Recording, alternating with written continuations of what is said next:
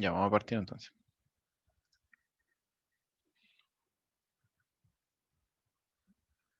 Entonces, hoy, no veo mi mouse. Ahí está. Entonces, hoy día vamos a. Esta no es la clase 7. Voy a arreglar esto al tiro. Esta debe ser la clase 8. Clase 8, ¿no? ¿O clase 7? Clase.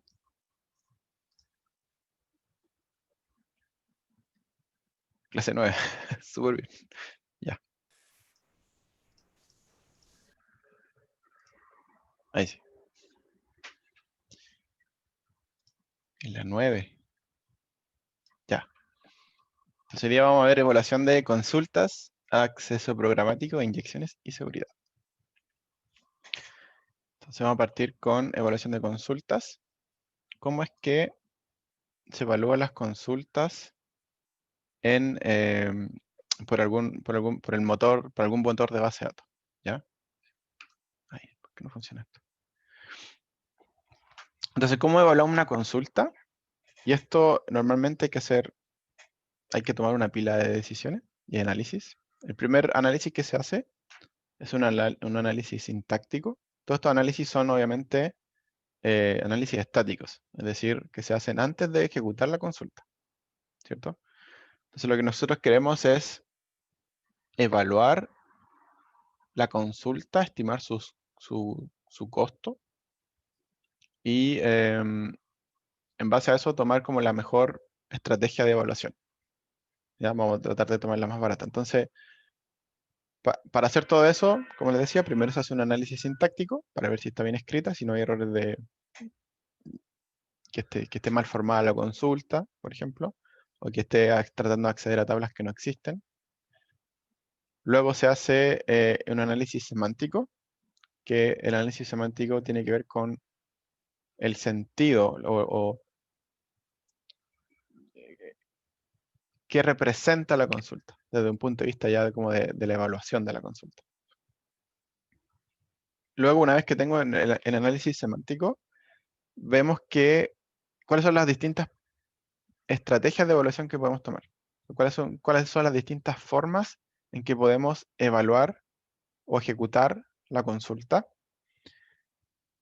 Luego, cuarto, vemos de de esos distintos tipos de formas que yo puedo evaluar la consulta, cuál es la más barata, cuál es la más conveniente, ¿cierto? La más rápida, la que,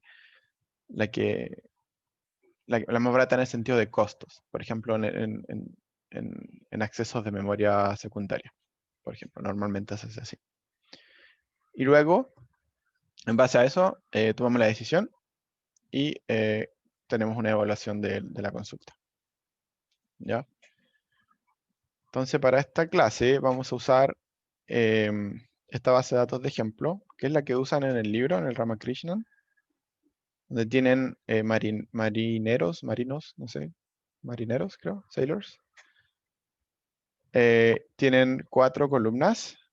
Es ese ID que representa el ID de un marinero. Ese name que representa el nombre del marinero. Rating, que no sé qué representa, debe ser cualquier cosa. Y no me hace sentido. Rating debe ser alguna calificación del marinero o algo así. Y después tienen age, que es la edad, ¿cierto? Que por alguna razón extraña está guardada como un double. Entonces el marino Luber tiene 55,5 años. O sea, es la mitad de sus 55 años. Y después tienen otra tabla, que es la tabla de reservas, de botes, que se llama Reserves, que tiene 3 columnas. La primera es el ID del Sailor, por eso se llama SID, que es una llave foránea a la tabla Sailors. Después tienen otra columna que representa el bote ID, BID, que representa una llave foránea a otra tabla que no está aquí, pero una tabla de botes, y el día. Entonces, ¿qué representa la tabla de reservas? Representa que el marinero con ID 22 reservó el bote con ID 101 el día 10 del 10 del 96. ¿Ya? Y así abajo.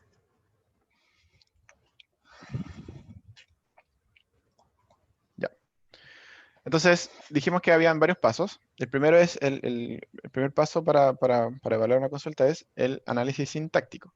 Entonces, lo que ustedes van a hacer, van a escribir una consulta, como por ejemplo esta, y ustedes van a hacer un análisis sintáctico. Entonces, ¿qué pueden encontrar dentro de un análisis sintáctico? Obviamente que usen errores, por ejemplo, de que escriban mal una consulta, ¿sí? Mal escrita. Entonces, en este caso, no es que hayamos usado no hayamos equivocado en usar algún keyword, no pusimos from o form, no, sino que lo que pasa aquí es que estamos haciendo un join entre reserves y failures con Z, ¿ya? Entonces, el sistema o los motores de base de datos se dan cuenta de que esto está mal porque la tabla failures con Z no existe. ¿Ya? Entonces, eso es un análisis sintáctico, ¿ya? Después viene el análisis semántico, ¿ya? ¿Y cómo se hace el análisis semántico? Se hace que se toma la consulta y se convierte en un árbol de operadores que indican como un orden, ¿sí? Entonces se ordena la manera de organizar el flujo de los datos, como dice ahí. Y normalmente el árbol se ejecuta de abajo hacia arriba, ¿ya? O sea, si ven el árbol que está ahí, lo primero que va a hacer es que va a hacer un join entre la tabla reserves y sailors, ya con la corbatita que está ahí, ¿sí? Join. Y el join va a ser por el atributo sailor ID.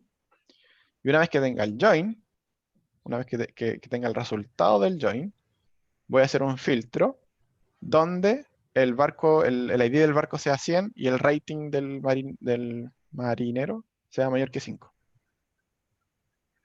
No sé si es marinero o marino. A ver si alguien sabe la diferencia. Marinero, marinero. Sí. Y una vez que tenga eso, eh, filtro el resultado y me quedo solamente con el nombre del marinero, ya con el SName. Ese es como el árbol básico con el que se parte esto. No, estoy bien por ahora. Un ratito. Entonces, ¿cuánto cuesta este árbol? ¿Ya? Eso va a depender de muchas cosas. ¿Cuánto cuesta la consulta esto? Primero, como decíamos, partimos de abajo hacia arriba. Entonces, lo primero que hay que evaluar es cuánto cuesta el join, ¿cierto? Porque es lo primero que hacemos es el join. Después tenemos que evaluar cuánto cuesta la condición, ¿cierto? Y finalmente, la proyección. ¿Ya? Entonces, sumamos, una vez que determinamos cómo evaluar cada una de estas operaciones, sumamos los costos. Y como habíamos dicho ya la semana pasada, normalmente el join es lo más relevante porque es lo más caro y los otros se evalúan al vuelo, o sea, on the fly, como se llama. Entonces, normalmente para hacer las evaluaciones, lo que importa son los joins. Entonces, las posibles evaluaciones del join los vimos en la clase pasada. No sé si se acuerdan.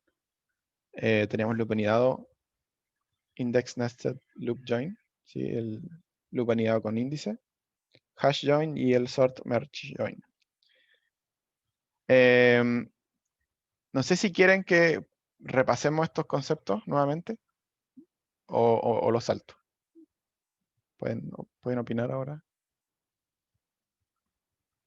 O escribir en el chat.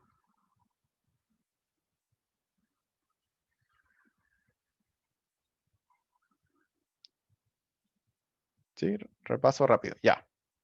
Vamos a repasar rápido entonces. Entonces, ¿cómo evaluamos la estrategia de evaluación más básica que se llama loop anidado? Loop anidado. Nested loop. Ya, que en inglés lo van a encontrar como BNL. Basic Nested Loop. ¿Ya? Entonces, ¿cómo hacemos esto? Es que si queremos calcular el join entre R y S, para cada tupla R en R y para cada tupla S en S, vemos si R y S satisfacen el join y si se lo satisface lo escribimos en los resultados. ¿Cierto? Entonces, normalmente recorremos R 1 a 1, 4. Para el primer registro de R buscamos si está en S, desde la primera tupla de S hasta la última. Empezamos a avanzar en S hasta que encontramos el primer registro, lo anotamos en el resultado y seguimos hacia adelante. Y anotamos el segundo, etc. Una vez que terminamos de recorrer S por completo, vamos al segundo registro de R. En este caso es 2. Empezamos a avanzar. Vemos que 2 cumple con la condición. Lo anotamos en el resultado. Y aquí normalmente pedimos un bloque para R, en memoria para R, y un bloque en memoria para S, para guardar la tupla que se lee de R y la tupla que se lee de S. Y así. Entonces, los costos de esto dijimos que era el costo R sobre B, que vendría siendo el costo de leer todos los bloques en memoria de R, ¿sí? Porque hay que recorrerla toda, más R veces el tamaño de R, en este caso el tamaño de tuplas de R, que es mucho más grande que el tamaño de bloque, R veces el tamaño de bloques que tiene S, ¿ya? No es muy eficiente esto. Entonces en memoria dijimos que ocupamos 2 bloques nomás. Y como elegimos entre R y S, siempre tratamos de que R sea menor que S, para ahorrar tiempo. Porque R es el que va a multiplicar, el que multiplica después el tamaño de bloques de S. Después tener el loop aniidado con índice, que lo que hace aquí, que lo que se hace acá, es similar al anterior, pero en vez de recorrer S secuencialmente, lo que se hace es que se busca S en el índice, ¿ya? Entonces aquí ustedes pueden suponer que S está en un índice, por ejemplo, en un B-tree, un B+, árbol B+. Y entonces lo que hacen es que... ¿Aló? ¿Ahí sí? ¿Volví? ¿Dónde quedé? Chuta, es que se me fue internet por unos segundos. ¿Ahí sí? Ya. No sé hasta dónde se escuchó. Bueno, el loop anidado con índice es similar al loop anidado sin índices, pero en vez de buscar en S secuencialmente, se busca en el índice. ¿Ya? Entonces aquí estamos suponiendo, por ejemplo, que S tiene un índice, que puede ser un B+, un árbol B+. ¿Ya? Entonces las hojas de ese árbol, supongamos que representan los datos de S y están ordenados, ¿ya? Porque están todos linkeados por la llave, ¿cierto? Del índice. Entonces, lo que hacemos aquí es, partimos con el primer registro de R y buscamos el primer registro, que en este caso es 6, en el índice. Y acá, que tiene que ver un poco con el laboratorio, el 6, y es que acá lo que hace el índice es que no me deja directamente en la tupla 6, ya si busco 6 en S. Lo que hace el índice, en este caso el árbol, es que me va a dejar en un bloque de memoria, ya voy a recorrer el árbol y voy a dejar un bloque de memoria muy cercano al registro que yo estoy buscando. Entonces en este caso me va a dejar en el segundo bloque de memoria, que corresponden a las tuplas 4, 6 y 7. ¿Sí? Entonces lo único que tengo que hacer es leer un bloque de memoria, leo un bloque de memoria, en este caso, y me doy cuenta que la segunda tupla de ese bloque contiene el valor que estoy buscando.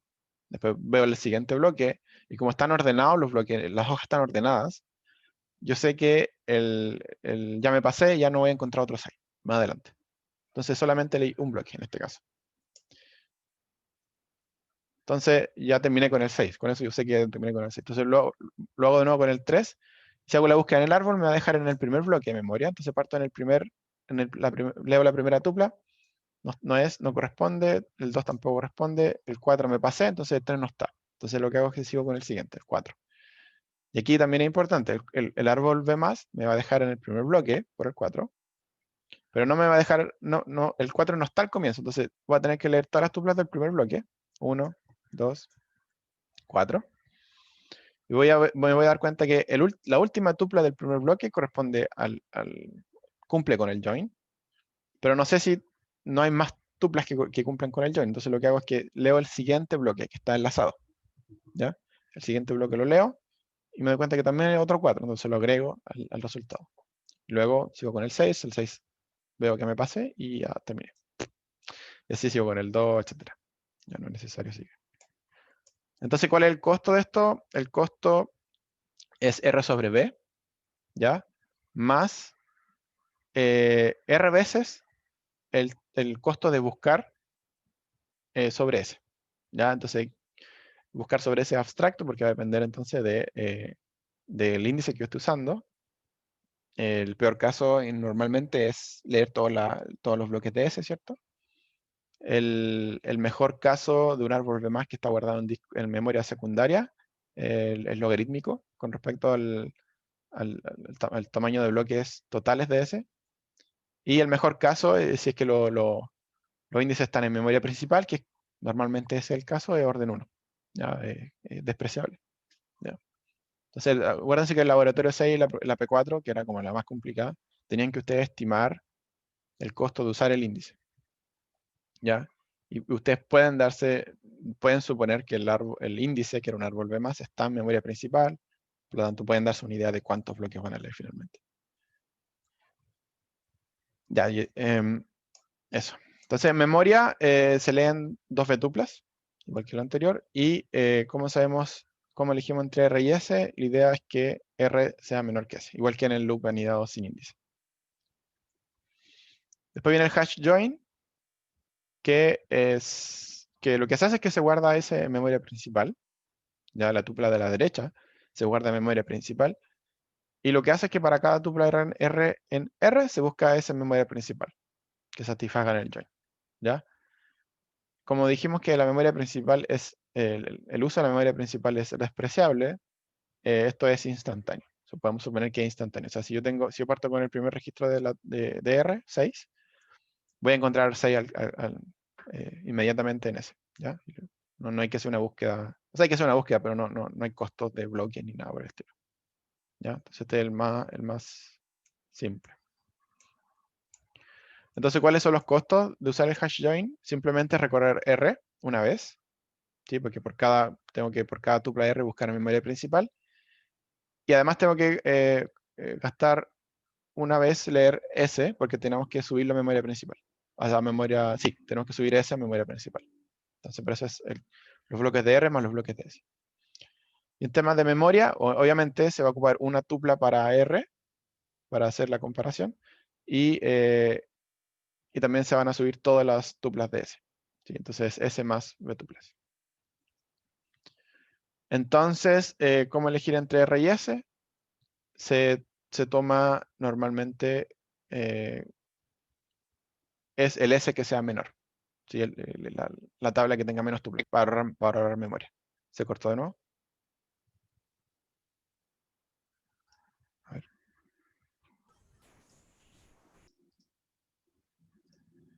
¿Se escucha, no? ¿Ahora? Sí, se escucha, pues. Sí, se Ya. escucha bien. Que me sale de repente un La mensaje pantalla de se your connection is unstable. Ya. Entonces se toma normalmente S que sea menor que R para ahorrar memoria. Luego tenemos finalmente el sort, merge, join. Y que lo que se hace acá es, se ordenan ambas tablas. ¿Sí? Ordenamos. Chum. Entonces ahí pagamos costo de ordenar. Partimos ordenando. Y ojalá que ya estén los datos ordenados. Sería mucho mejor. Que no hay que gastar costo en eso. Y lo que se hace es, se hace... ¿Aló? Hola, profe. Puta, se cayó esta cuestión. Se me fue internet completamente. Perdonen por eso. A ver. Creo que se cortó Ah, no, todavía está grabando. Ya. ¿Hasta dónde llegué? ¿El sort? A ver.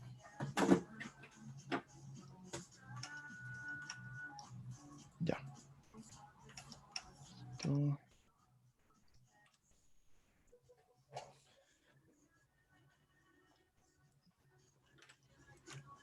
¿Ya se ve ahí o no? Sí, Sí, ¿no? Ya. sí. Ya, entonces el sort merge join se ordena, lo que se hace es que se ordena R y S por los atributos del join. Se aplica merge sort para cada tupla de R y S. ¿Ya? Y lo que se hace normalmente es que, bueno, partimos leyendo el primero de R, ¿sí? Y partimos también en el primero de S. Y si, bueno, si cumple la condición, lo ponemos en el resultado final. Después seguimos con el siguiente de R. Buscamos 2. 2 es más grande que el puntero que tengo en S, por lo tanto ese avanza en 1. Y aquí vemos que son iguales. Y lo que se hace ahora es decir, mira, el siguiente de S va a ser 4, por lo tanto me pasé. Entonces ya terminé con el 2 de R. Entonces sigo el siguiente. Entonces en el siguiente de R, el puntero avanza al 3. Digo el 3. ¿Es igual a 2? No, por lo tanto 2 avanza. Y veo que el siguiente es 4, me pasé. Entonces no puede ser, el 3 no tiene coincidencias. Entonces sigo con el siguiente y el 3 me va a pasar lo mismo. No va a calzar. Después continúo con el 4 y el 4 sí va a calzar. Y acá lo vamos a anotar en el resultado final y después me fijo que el siguiente que viene en S es un 6, por lo tanto me pasé. Por lo tanto puedo continuar con el siguiente en R. Y así. Entonces el costo de esto es el costo de ordenar ambas tablas más el costo de recorrer R y S una vez. Esa es la gracia de este algoritmo porque se recorre cada una de las tablas una sola vez. En términos de memoria, se gasta solamente 2 betuplas después que están ordenadas. Quizás por ordenar se ocupa la memoria, pero después de ordenar se ocupa eso. Y como elegimos R y S, no importa, ¿sí? Porque se va a recorrer una vez R y una vez S. No hay problema. Y si están ordenadas las relaciones, es mucho mejor. ¿Ya? Esto no lo vamos a ver porque ya lo vimos cuándo es mejor uno, cuándo es mejor otro. O no, quizás lo podemos pasar rápido. El loop anidado en general nunca es bueno, pero a veces es lo mejor sin índice. El loop anidado con índice es bueno cuando pocas tuplas en S satisfajan el join. Generalmente los índices son buenos cuando los datos que estoy trabajando son chicos y los resultados son chicos. El hash join es bueno cuando S quepa en memoria, obviamente, y muchas tuplas de R satisfagan el join para que valga la pena subir esa memoria. El sort merge join también, nuevamente, conviene cuando R y S ya estén ordenados por los atributos del join y cuando muchas tuplas satisfagan el join, para que valga la pena también hacer esto. Entonces, normalmente las bases de datos mantienen, para estimar la evaluación, la estrategia de evaluación, mantienen una información que se llama el catálogo. ¿Ya? Y en ese catálogo se guarda información acerca por cada tabla se guarda el número de tuplas, el número de bloques de cada tabla. Para cada índice se guarda los distintos valores del índice, eso es muy importante, como la cardinalidad, y el número de bloques también de cada índice. Y además de la altura del índice, por ejemplo, en el caso de un árbol B+, y el valor menor o mayor, el menor de todos los valores y el mayor de todos los valores de este índice. ¿Y para qué hace eso? Para saber si vale la pena usar el índice. ¿Ya? Si, por ejemplo, si tengo un índice donde la cardinalidad es 1, es decir, tengo un índice sobre, qué sé yo, sobre un atributo y ese atributo solamente tiene un valor, no vale la pena usar el índice, porque la cardinalidad va a ser muy baja, o sea, el índice no me va a ayudar en nada, ¿cierto? Y estos catálogos se actualizan periódicamente y no están, no están como online, ¿cierto? Porque si no sería muy caro. O sea, si yo cada vez que hago una actualización o una inserción, actualizar el índice sería muy, muy, muy caro, ¿sí? Entonces los catálogos se actualizan periódicamente. Eso lo hace solo la base de datos, pero igual hay unos comandos para que uno fuerce a la base de datos a que actualice sus catálogos.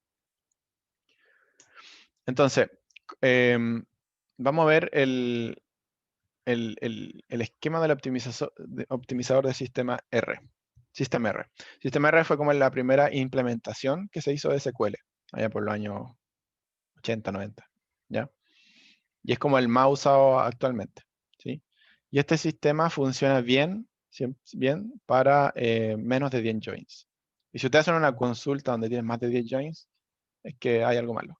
Ya normalmente, no digo que hay algo malo. O es muy grande la base de datos o hay algo malo. Pero normalmente uno cuando hace consulta no supera los 3, 4 joins, yo creo, yo diría, por experiencia mía. Entonces, este esquema de optimizaciones funciona bien para menos de 10 joins. Lo que se hace es que se estima el costo de la evaluación de una consulta, ¿ya? Y para ello usa las estadísticas mantenidas en el catálogo, ¿cierto?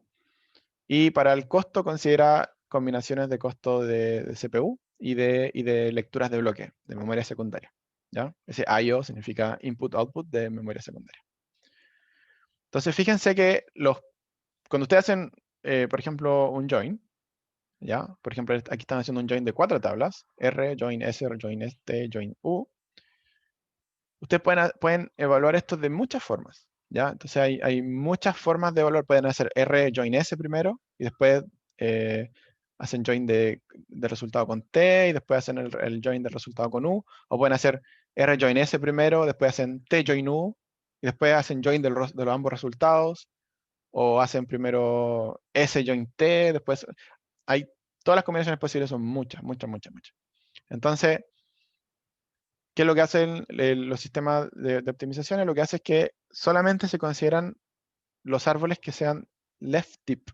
¿Ya? ¿Qué significa left deep? Significa que tengan esta pinta. ¿Ya? Es decir, que estén cargados con para la izquierda. ¿Ya? Y se ha demostrado que pruneando todos los otros árboles y quedándose con estos árboles solamente, es la mejor forma, la forma más óptima. ¿Ya? Y con esto porque con esto yo puedo hacer, por ejemplo, le voy a dar una intuición de por qué esto es mejor. Porque no necesitan mantener, no necesitan guardar como datos intermedios. Pueden hacer pipeline de los operadores. Pipeline significa como hago un cómputo y ese cómputo se lo paso como input al siguiente cómputo. Ya no tengo que guardar cosas auxiliares en alguna parte. ¿Ya? Es más eficiente en ese sentido. Entonces, por ejemplo, aquí en este árbol, fíjense que vamos a hacer primero R join S, y el resultado de eso inmediatamente le vamos a hacer join con T. No necesitamos guardar nada en una parte, necesitamos hacer como hold, así como decirle, espérate un poquito, quédate aquí mientras yo resuelvo lo otro que está aquí a la derecha. ¿Ya? Eso no es necesario. Por ejemplo, si ustedes hubieran tenido R join S y después hubieran hecho T join U y después juntan ambos resultados, el R join S, el resultado de R join S lo tendrán que haber guardado en algún lado. En memoria secundaria, en memoria primaria, en algún lado tendrán que haberlo guardado mientras yo termino de hacer T join U. Pero en el caso, si usan left deep plans, pueden usar este método de pipeline. ¿Ya? Entonces, para cada plan, para cada árbol que ustedes construyan, tienen que estimar el costo. ¿Ya? Y el costo se calcula como la suma de todos los costos estimados de cada operación o de cada nodo del árbol. ¿Ya? Y cada costo estimado va a depender del tamaño de las tablas de entrada. ¿Sí? Y además del costo de las operaciones. ¿Sí? Que vimos sequential scan, index scan, joins, etc. Y también se considera el tamaño estimado del resultado para cada una de las operaciones del plan, porque ese tamaño estimado del resultado va a ser el input de la estimación de la operación que sigue a continuación. ¿Sí? Y ahí se usa información sobre las tablas de entrada, etc. ¿Ya? Entonces, para ver un ejemplo, que lo vamos a ver rápidamente, tenemos la tabla Sailors y Reserves, ¿cierto? Que tienen un catálogo ustedes, tienen tamaño por tupla en bytes, número por tuplas por bloque y la cantidad de bloques total de la tabla. Y en base a eso ustedes construyen un árbol de plan para la consulta que vimos anteriormente. ¿Sí? Hace un join de reservas con sailors y hace una selección donde dicen que el ID del barco tiene que ser 100 y el rating del marinero tiene que ser mayor que 5. Entonces este es el árbol de consulta que se construye. El primero, el más básico. Y si se fijan acá, lo más caro va a ser el join entre reserva y sellers. Y fíjense que es un gran join porque es un join de todas las tablas, ¿cierto? Entonces esto les va a dar un costo, no le voy a decir cómo se calcula, pero le va a dar como 500.500, ¿ya? Ese es el costo, pero lo que sí es importante es que se fijen en la magnitud, ¿ya? Entonces, este árbol de consulta es bueno, ¿sí?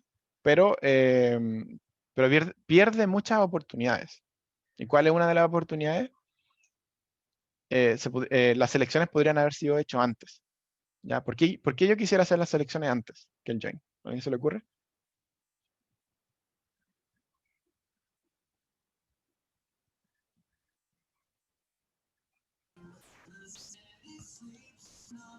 Porque las selecciones tienen que ver, no tienen que ver una con el otro.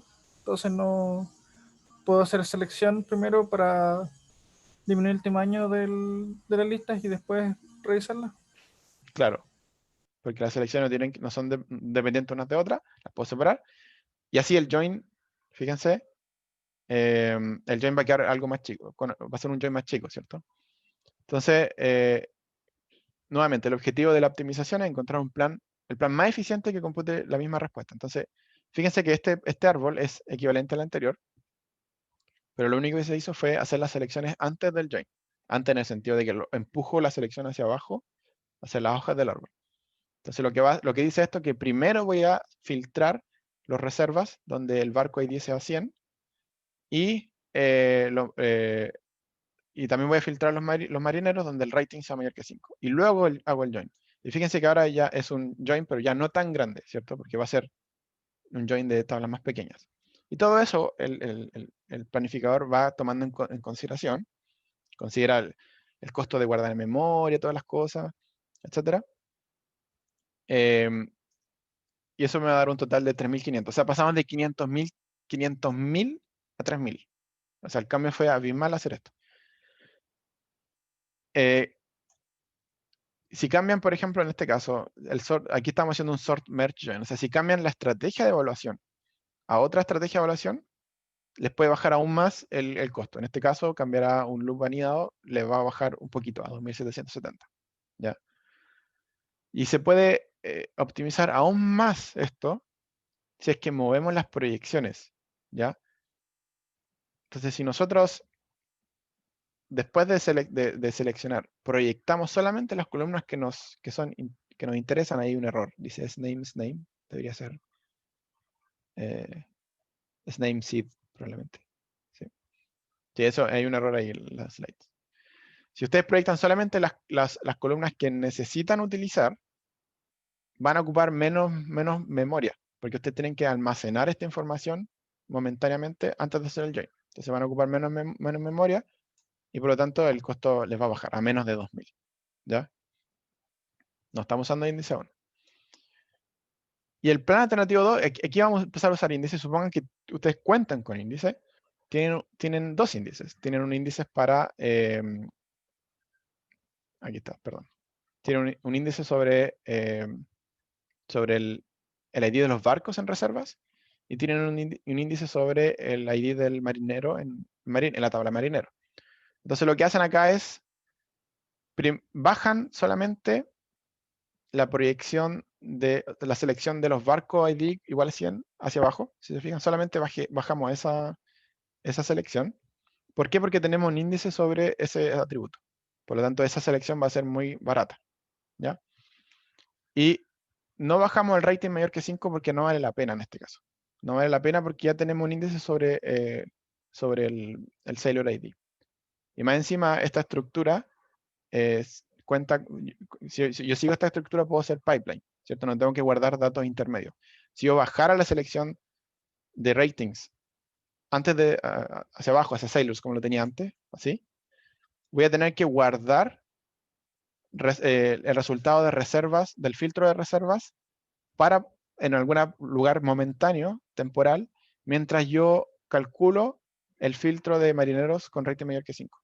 En este caso, yo puedo hacer pipeline, no es necesario. Yo calculo el resultado de las reservas con el barco ID igual 100, y luego eso lo combino directamente el resultado, lo combino directamente haciendo un join con Sailors.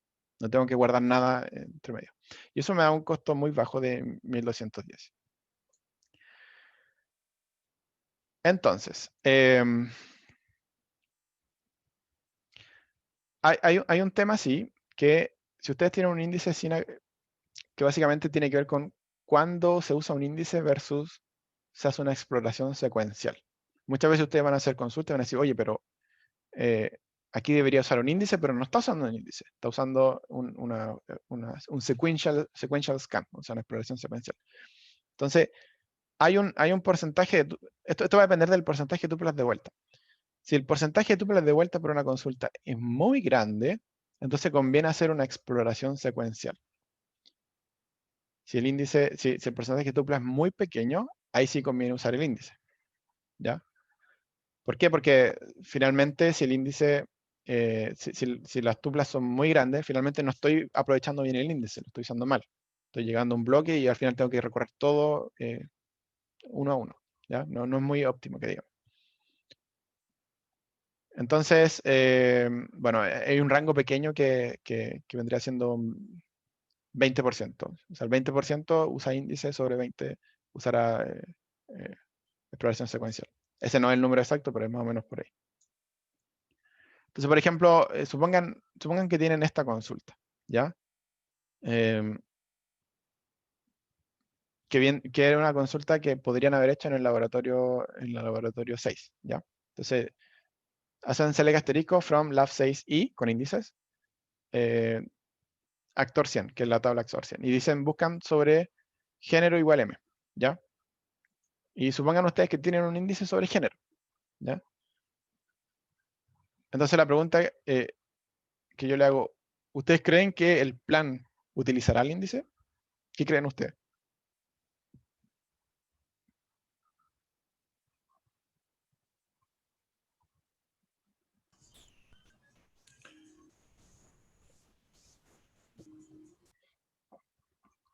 No veo el chat, ahora sí lo veo. No estaba viendo el chat. No. Espero que ese no fuera de esta, de esta pregunta, perdón. De esta pregunta y no de otra anterior. Entonces, la pregunta es, ¿utilizará el índice el plan? La respuesta es probablemente no. ¿Por qué? Porque para esa base de datos, los géneros en esa base de datos eran M y F, nada más. Eran dos. Entonces, probablemente la mitad de las tuplas de esa tabla sean M. Por lo tanto, el porcentaje de tuplas de vuelta va a ser muy grande si ocupa el índice. ¿Ya? Por lo tanto, va a ser mucho más eficiente hacer una búsqueda secuencial. Entonces, la pregunta ¿es buena idea crear un índice para ese atributo aunque no se ocupe? Y hay una pregunta aún más general, ¿es buena idea crear un índice para todas las combinaciones de atributos? Y aquí, nuevamente, la respuesta es, si no te interesa el tiempo de inserción y el tiempo de actualización, más que nada, sí, puedes crear todos los índices que quieras sobre todas las combinaciones de atributos. Y así las consultas van a ser muy rápidas. Pero normalmente uno en una base de datos sí le interesa el tiempo de inserción y de actualización y de eliminación. Por lo tanto, no es buena idea llenar la base de datos de índices. Hay que crear los índices que realmente se sepa que se van a usar. ¿Ya? Entonces, porque acuérdense que si tienen un índice y hacen actualizaciones, tienen que actualizar el índice, recalcular ciertas cosas, reordenar, etc. Entonces es caro. Entonces, como resumen de esta sección, hay muchas evaluaciones posibles para cada operación, ¿ya? Especialmente para join, que es lo más caro. Y la consulta se evalúa convirtiéndola en un árbol de operaciones y se evalúa cada uno de los nodos de server que representa una operación. Y es importante entender cómo funciona la optimización para entender el impacto que va a tener el diseño que ustedes hagan sobre una base de datos. O sea, si vale la pena ingresar este índice o no, si va a influir en la optimización o no. ¿Ya? Entonces, si ustedes entienden cómo funciona la optimización, van a saber si es que vale la pena o no ingresar índice o no. Y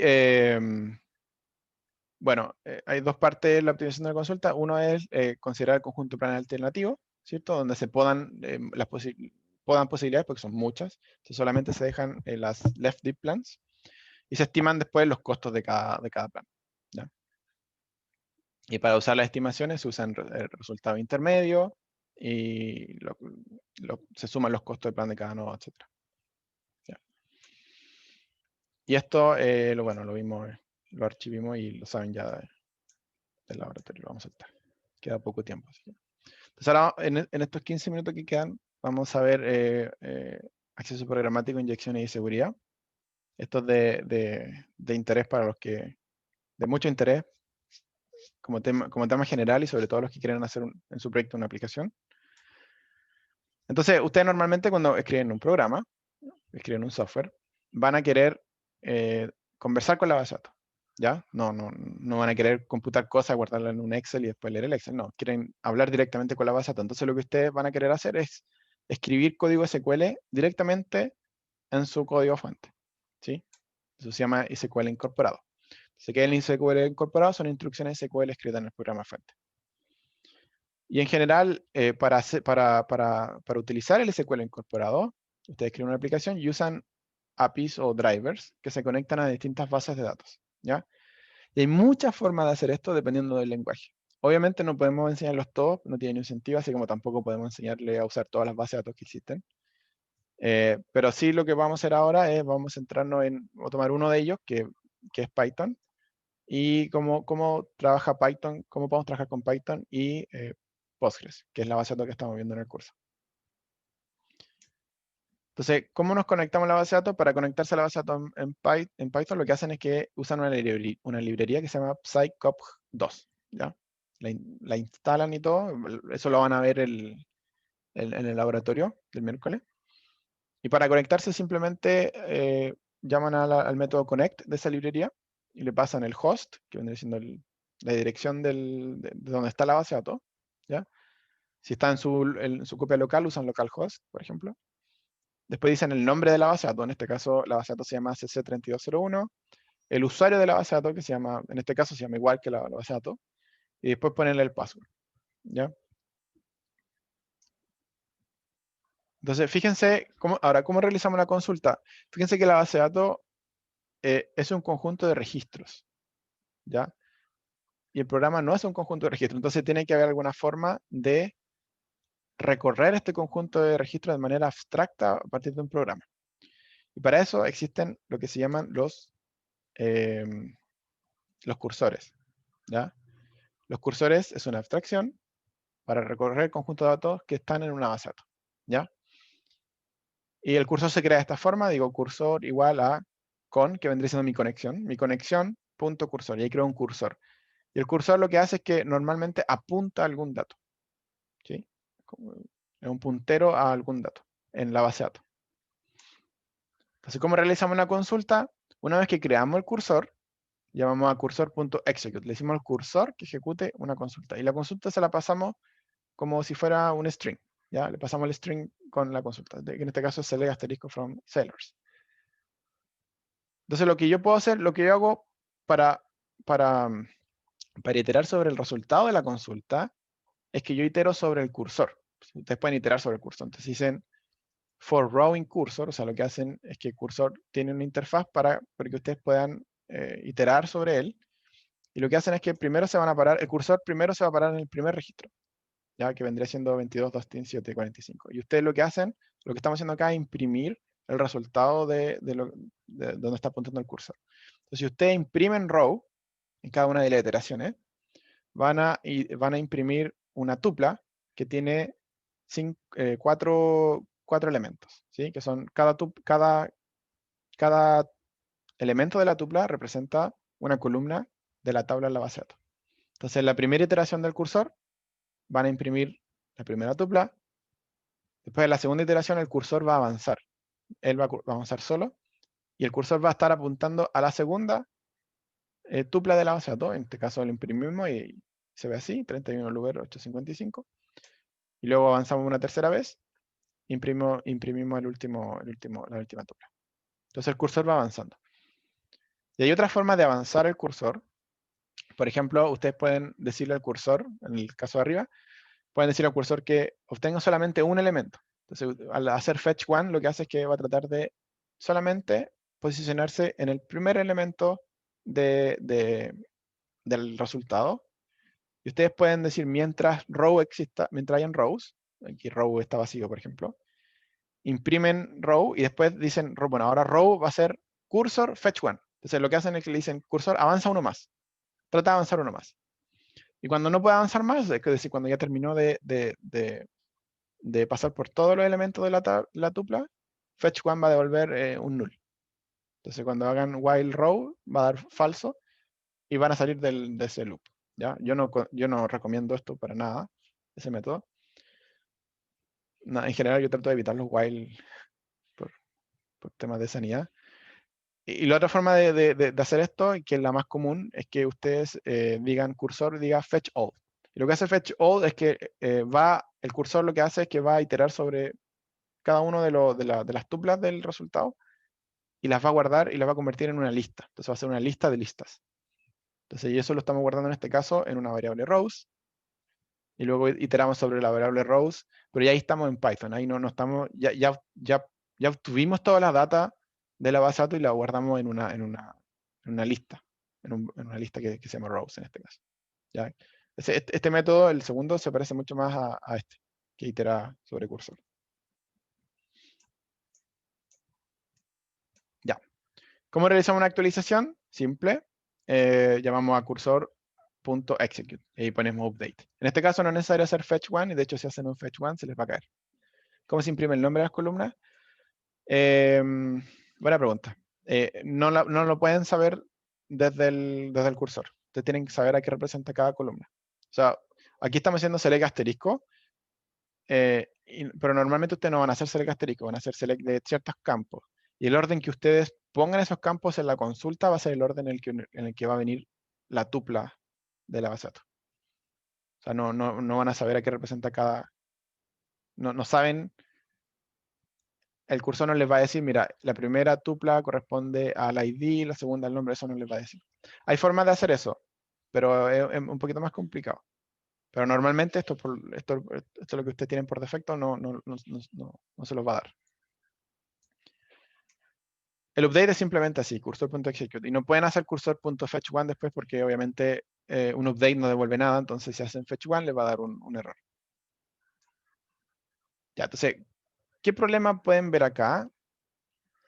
¿Alguien se le ocurre qué problema hay aquí? Fíjense que estamos creando un cursor, guardamos en una variable input algo que viene del usuario, ¿ya? Un valor ingresado por usuario, y después ejecutamos una consulta sobre ese cursor y decimos select asterisco from alguna tabla donde el apellido sea igual a... Fíjense que aquí estamos creando la consulta dinámicamente a partir de algo ingresado por el usuario.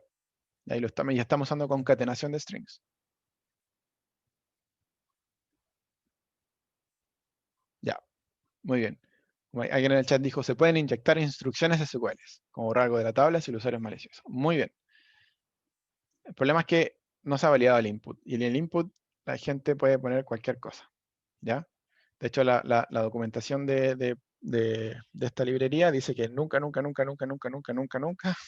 usen la concatenación de strings para generar consulta SQL. ¿Sí? Tienen que usar interpolación, pero eso lo vamos a ver después. Not even at gunpoint, dice. Ni que lo apuntaran con una pistola. Entonces, de hecho, hay un chiste de... No sé si lo alcanzan a leer, pero ahí está la mamá hablando con el colegio. Le dice... el colegio llama a la mamá y dice que tenemos un problema, un problema computacional. Y la mamá le pregunta, ¿qué pasó? ¿Rompió algo? Y el colegio le pregunta en alguna forma. Y el colegio le pregunta si realmente nombró a su hijo Robert, comilla, cierre paréntesis, punto coma, drop table students. Después un comentario. La mamá le dice, oh sí, el pequeño Bobby Tables. Bueno, ¿qué pasó? El colegio, al tratar de utilizar el nombre del estudiante, le limpió la tabla de estudiantes. Ya le hicieron una inyección SQL. Entonces el problema es que si ustedes hacen esta consulta, ustedes pueden, alguien puede ingresar en el input, lo que sale ahí en el chiste básicamente, que es, fíjense, están ingresando Robert, ¿sí? El nombre, después ponen un punto y coma, como si estuvieran cerrando la consulta, luego ponen un paréntesis y un punto y coma para decir ya, esta consulta la quiero ejecutar, pero a continuación ejecuta lo siguiente. Con el punto y coma ustedes pueden hacer varias consultas anidadas. Y el siguiente hacen un drop table, que el drop table es elimina la tabla completamente. Y después dice punto y coma, guión, guión. ¿Y por qué hacen el guión, guión? Porque el guión, guión lo que hace es que ingresa un comentario. Es decir, todo lo que está después de eso, ignóralo. Eso es por si es que la consulta tiene más cosas después del input. O pueden hacer esto, por ejemplo, pueden escribir donde el nombre sea Robert o 1 igual 1. Y en este caso ustedes devolverían todas las notas del curso o todos los estudiantes, etc. ¿Ya? Si hacen 1 igual 1. 1 igual 1 siempre va a ser verdadero, por lo tanto el OR va a ignorar el filtro por el nombre. ¿Sí? Va a devolver toda la tabla. Y esto parece tonto, pero está súper archi conocido de que esto existe en el mundo y se da mucho. De hecho, está dentro de las 10 vulnerabilidades del 2020. O sea, sigue estando vigente como vulnerabilidad, siendo que algo que se sabe hace muchos años atrás. Inyecciones. Entonces, ¿qué es inyección? Una inyección ocurre cuando un atacante envía data inválida a una aplicación web con la intención de hacer algo distinto a lo que la aplicación fue diseñada. ¿Ya? Bueno, y ahí ya vimos un ejemplo. Y hay infinitos ejemplos. ¿eh? Hay muchos ejemplos de inyecciones que se han detectado. De hecho, y no solamente en empresas chicas, sino que también en empresas grandes. Y hay una historia con estos tipos que se llaman HB Gary, que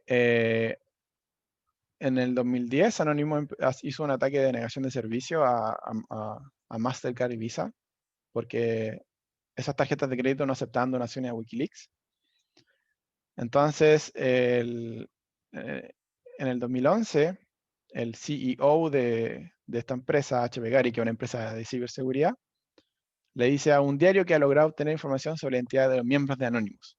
Entonces, Anonymous, en retaliation, usa inyecciones SQL para obtener todos los datos de usuarios de HB Gary, de la empresa esa, incluyendo hashes de contraseña, porque obviamente las contraseñas no se guardan en duro, se guardan codificadas con algún algoritmo.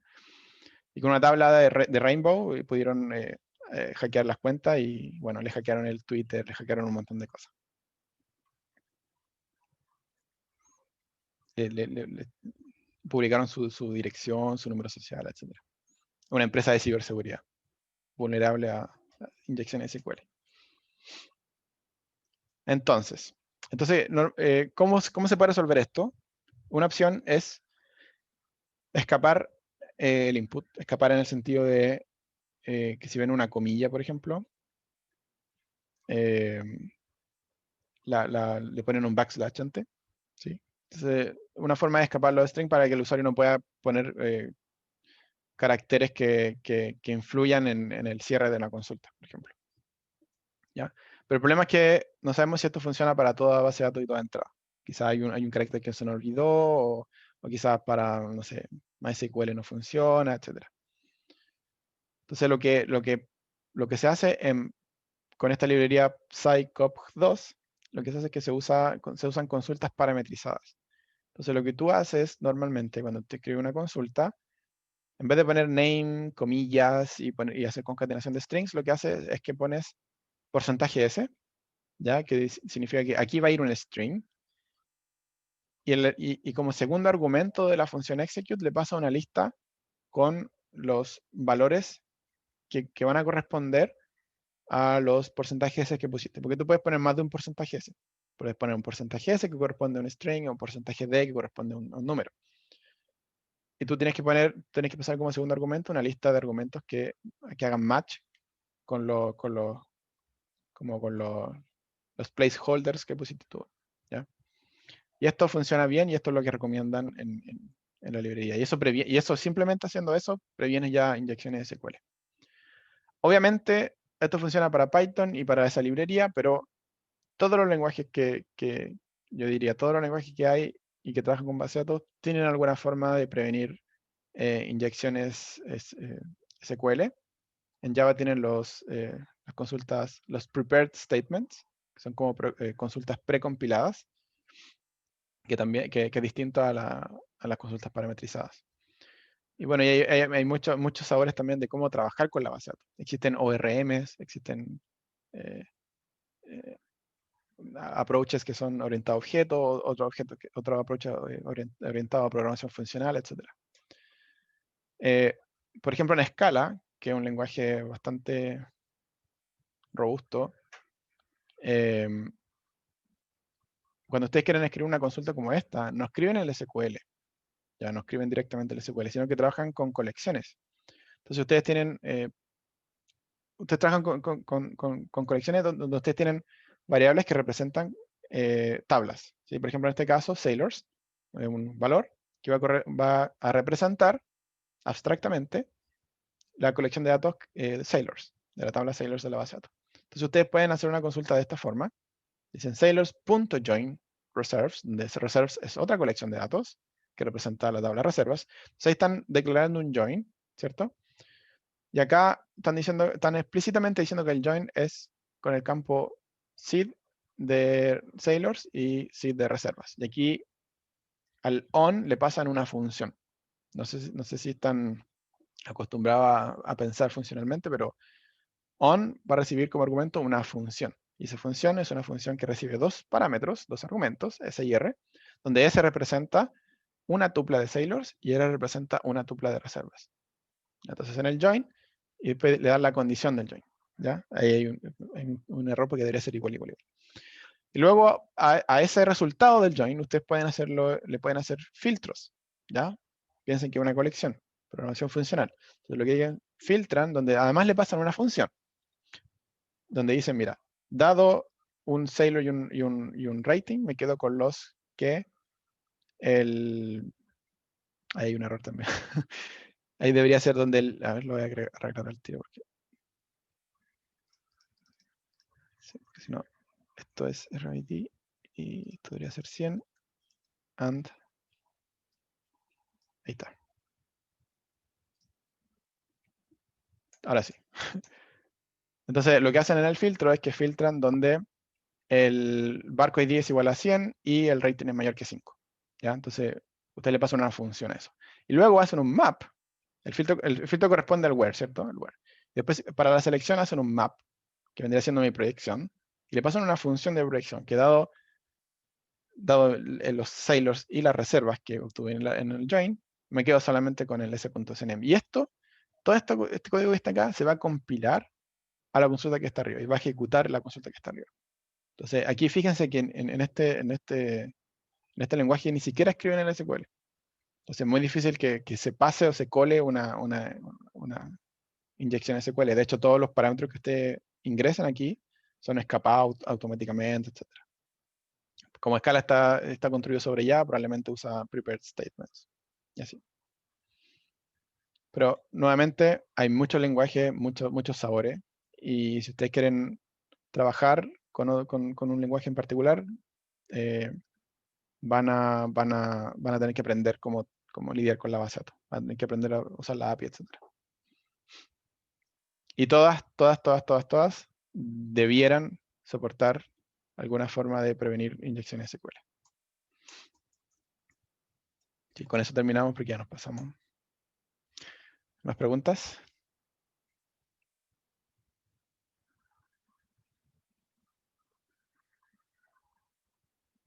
¿No? ¿Sí? El laboratorio del miércoles va a estar muy entretenido. Van a tener que hackear una página web. Así tal cual. Van a tener que hackear una página web donde tienen que cambiarse la nota. La nota está guardada en una base de datos que ustedes no tienen acceso y tienen que cambiarse la nota hackeando una página web. Y esa va a ser su nota del curso. ¿O no?